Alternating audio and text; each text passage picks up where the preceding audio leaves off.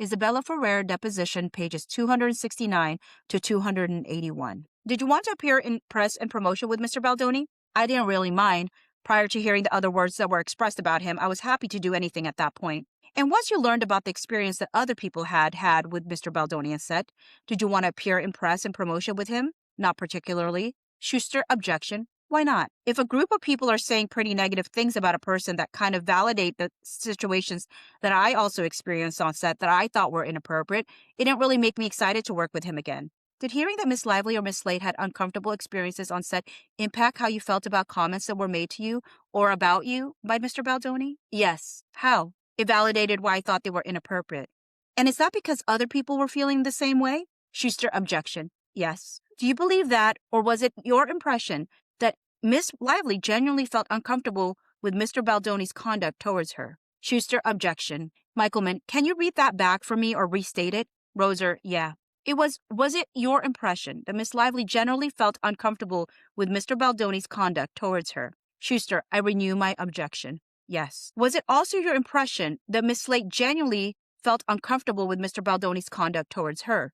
Schuster, objection. Yes. Was it also your impression that Miss Hoover genuinely felt uncomfortable with Mr. Baldoni's conduct? Schuster, objection.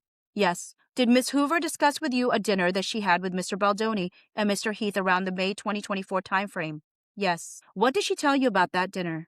She told me it was with her friend Taryn Fisher and that it felt to her that Justin and Jamie were trying to persuade her to not like Blake, or that they wanted her to have a certain image of Blake, that she was not a good person. And I remember it making her feel her expressing that it made her feel uncomfortable and suspicious. And why would they be so adamant on having her not like Blake if they didn't feel like maybe it had something against them? Did Miss Hoover share with you at that time that Miss Lively had raised concerns about Mr. Baldoni and Mr. Heath's conduct on set? There was a general understanding that Blake and others in the cast, the older people in the cast, didn't like him, but there was never any specifics really referenced at that point yet, other than what Colleen had said to me about her own experience. You attended an event called Book Bonanza, right? Yes. Where was that? In Texas, Fort Worth, Dallas, Texas, I think. In Texas? Texas. Okay, that's good enough. And was that roughly in July 2024? In June, yes. What is Book Bonanza? It is a festival I think Colleen has been doing for a long time. That is for book fans, and yeah. Who else attended Book Bonanza from the film?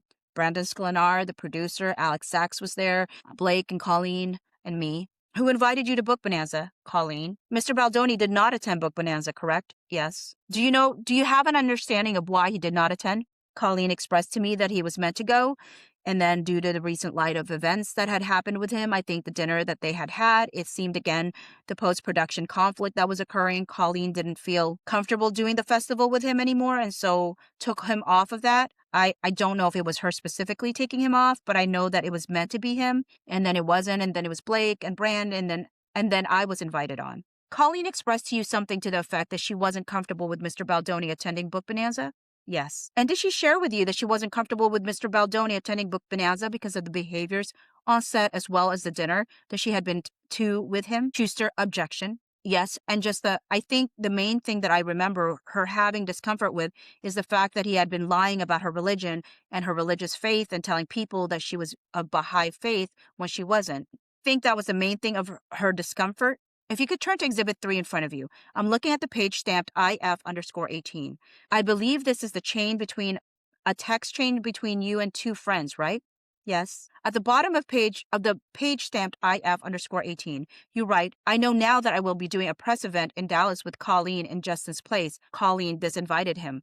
Do you see that? Yes. And does that refresh your recollection that Colleen disinvited Justin from attending Book Bonanza? That was a bit of an assumption. I can't say for sure, but from my recollection, I do think she definitely had a say in whether or not he was there. Okay, are you aware of anyone other than Miss Hoover uninviting Mr. Baldoni from Book Bonanza?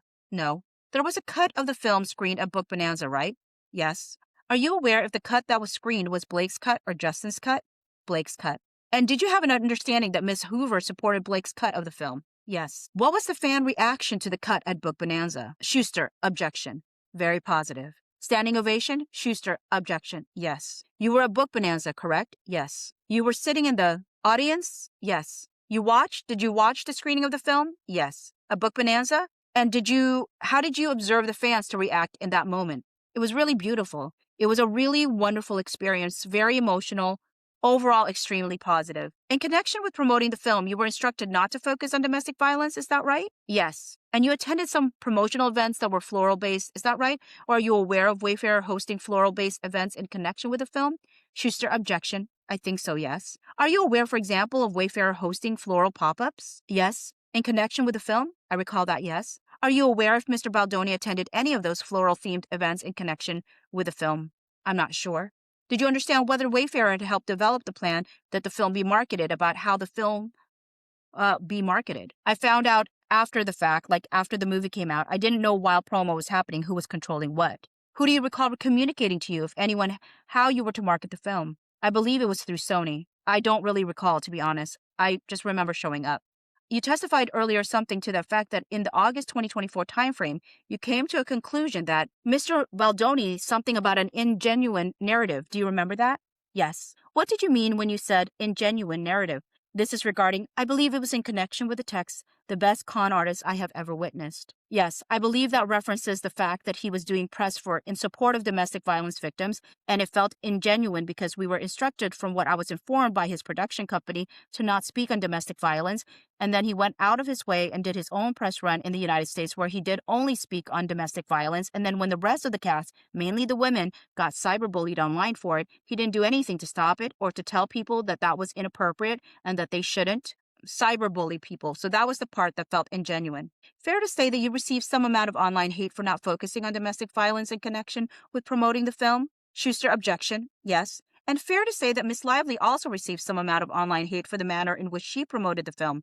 Schuster, objection. Yes. Without focusing on domestic violence? Yes. And you were instructed, in fact, not to focus on domestic violence in promoting the film? Schuster, objection.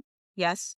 Did Wayfarer ever make any sort of public statement to your knowledge, acknowledging that they had instructed you or other cast members not to focus on domestic violence in connection with promoting the film? Schuster, objection. They never did. Are you aware of Wayfarer or Mr. Baldoni making any statement acknowledging the bullying or negative press that you were experiencing online? No. Are you aware of Wayfarer or Mr. Baldoni making any press statement or acknowledgement of the bullying or negative press that other cast members were experiencing online? Schuster, objection. No. Around the August 2024 timeframe, did you noticed an upswell of negativity about Miss Lively online? Yes. Attacks that she was a bully or a mean girl, for example? Pages 283 and 284. Schuster, objection. Working in what sense? Did you find her to be supportive of you as a co-star, for example? Yes. And do you recall Miss Lively advocating for you to get a presenting credit in the film?